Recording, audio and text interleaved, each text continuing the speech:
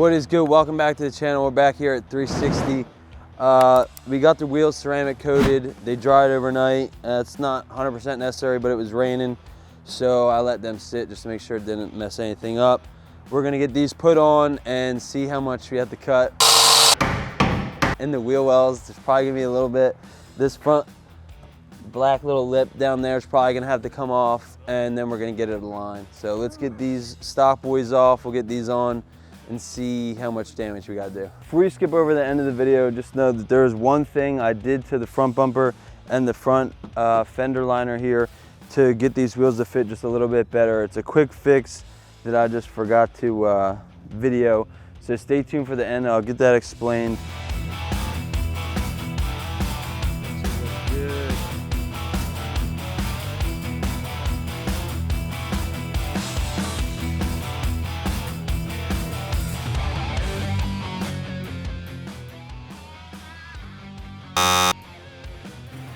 Yeah, that's coming off.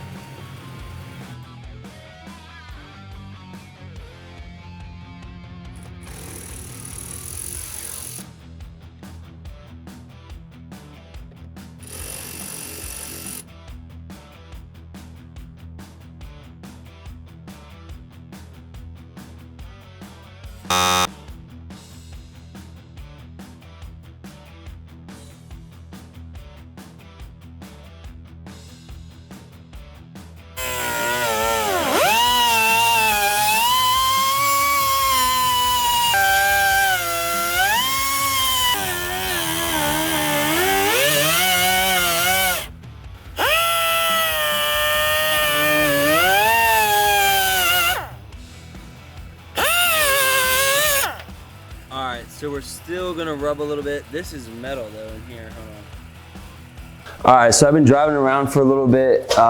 We did wind up cutting a little bit more metal off of the inside here, just because it was hitting too much. And we cut the fender liner here.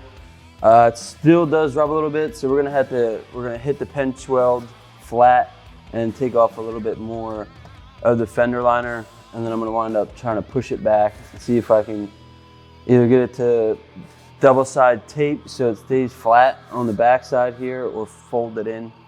And then if that winds up working out, I'm gonna get a new fender liner so I can take it to the bottom here just to clean this part up. It does hit the cab mount just a little bit at full lock if you got the wheel cranked all the way. But just to get the best fit out of what we got now without voiding any, I mean, this will probably void warranty if they saw that, but that will definitely be noticeable. If you do the cab mount chop, it won't rub at all, but I think we're gonna stay away from cutting the cab mount for now. So let's get this hit flat and we'll see if we can get the best fitment possible without doing the cab mount chop. All right, so what we're gonna do here, we got a mounting point here. I'm only really hitting at the bottom, so I don't really think it's necessary to beat the whole pinch weld from up here down flat. I'm gonna keep this mount so we can still have our fender liner tapped in here. We're gonna cut this down. I'm gonna put a cut right here, just under this mount in the pinch weld, and then hit this flat back. That way this will sit farther back in here and we won't be rubbing. And if that's all works out, I'm just gonna get a new fender liner. Then we'll cover up the bottom here and it should look clean. And you can actually self-tap into the pinch weld here when you beat it flat. So this will be able to be screwed in right there.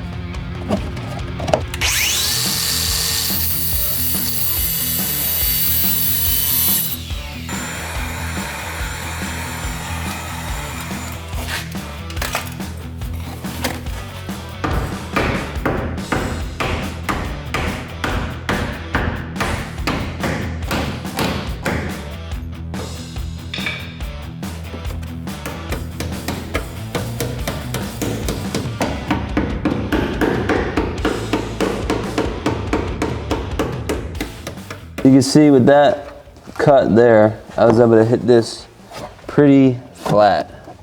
As is, it used to sit like this, cut that, and then this can push all the way back flat to there. And I think we'll definitely should be good with that.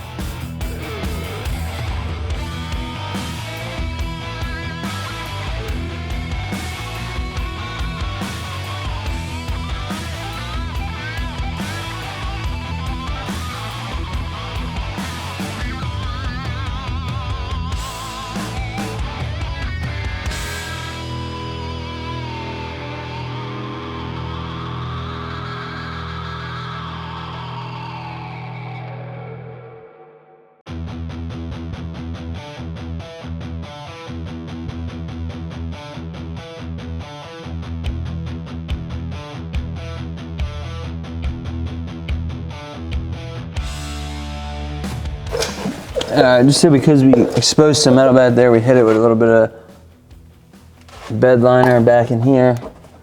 Now we're just gonna self-tap. I got this piece here just to cover up this for now, so no more water and sand gets back here.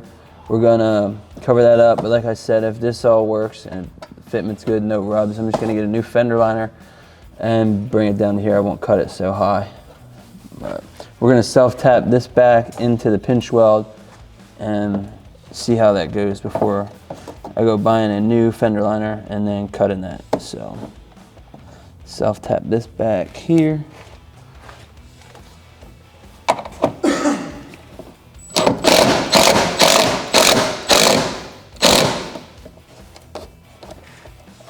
All right, that's good. Tap that there.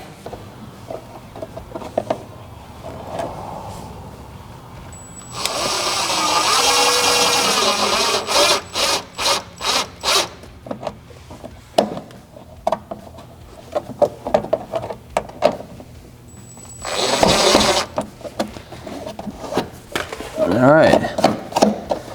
So that's covered up for now, and we'll see how well this works. If it rubs, just get the new one. So there's the self-tap. Like I said, this is just temporary, just to see if it works. I don't think it should rub, but to be honest with you, you can't even really tell on the other side once the wheel's on, so whatever. Someone's gonna shit on me and, oh, just rigging his truck, whatever. It works for now, keeps anything out of the back, so I think it looks clean. Let's look at the other side.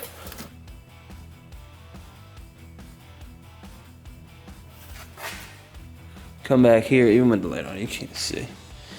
You can't even see it.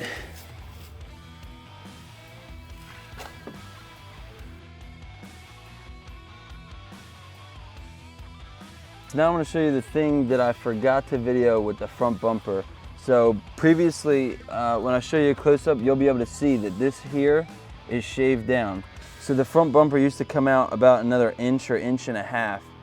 You got to detach the front fender liner, and then you'll cut off where it was bolted previously on the bumper. So once that's cut down, there's other holes under here, or you could just drill your own hole. You cannot see this from the front, which is going to stretch your fender liner forward and give you more clearance when you turn the wheel. These are two 95/55s, so they're pretty big tire to be fitting under it with just a 2-inch level kit. I will say that they still do rub a little bit if I'm turning in a parking lot, or if you're going to be off-roading it like heavily and you got to be turning on rocks or something like that. This is probably not the setup for you. So just to review the steps we did to get these two 95/55s to fit with this 2-inch level kit, we did the pinch weld cut and hit that flat. We trimmed some along here on this fender trim, and then the inner fender liner we stretched forward and trimmed the backside of the front bumper. That's fine for me for now. It does still rub a little bit. Probably be going up a little bit, maybe 3.5, 4-inch level kit. Probably won't be going for 6 in the future, but stay tuned. I got a couple more mods coming up for this summer. Like and subscribe. Thanks for watching.